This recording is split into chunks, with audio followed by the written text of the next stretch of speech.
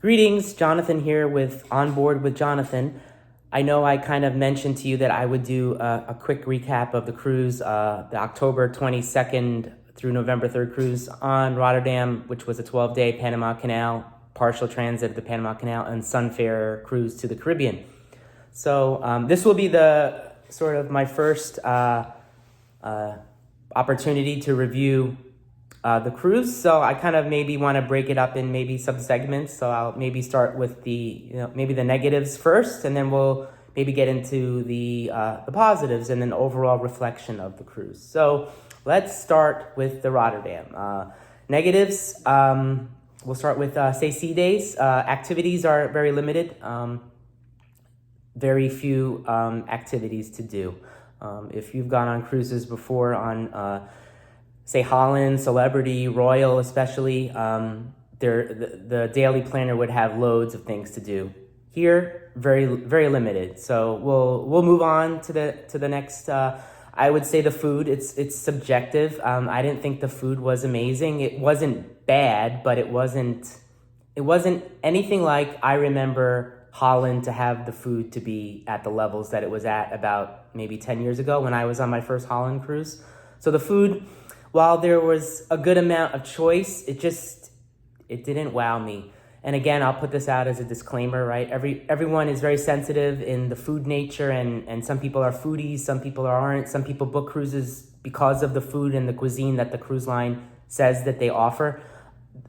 My opinion was the food just wasn't, especially in the main dining room. 12 nights, right? I went every single night for 12 nights, so you can get a good understanding and feel for the food after eating it.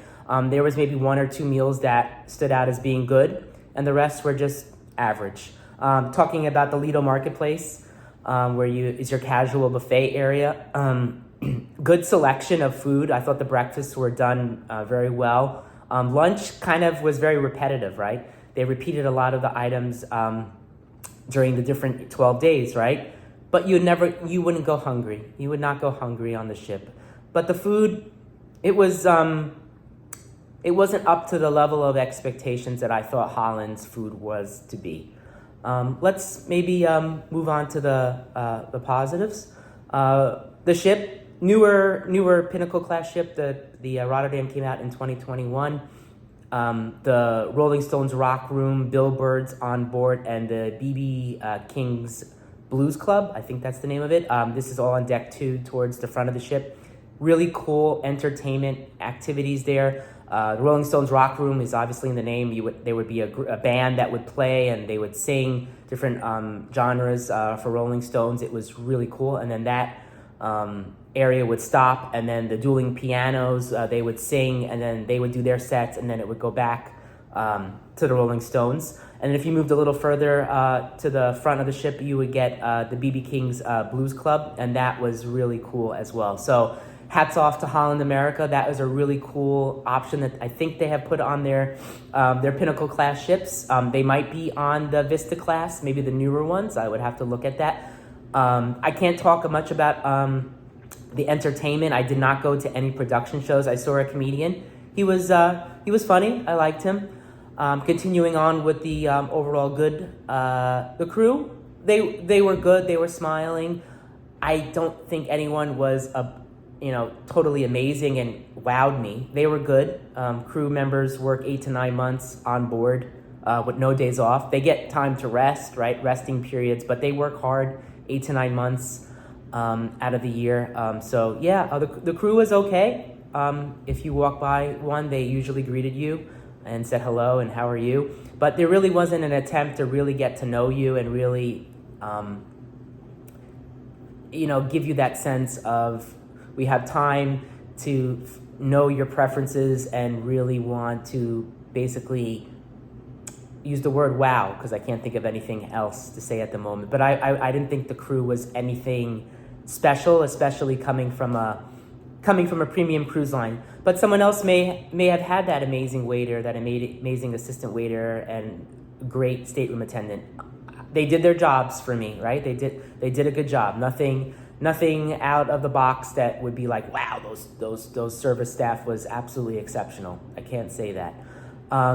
The itinerary, while we did have a couple of itinerary changes, obviously I would say the highlight of the cruise and the positive was obviously going through the new locks of the Panama Canal. That was really cool to see an engineering feat like that, and I see a big 99,000 ton ship that's almost 1,000 feet long go through that. That was very, very nice to see.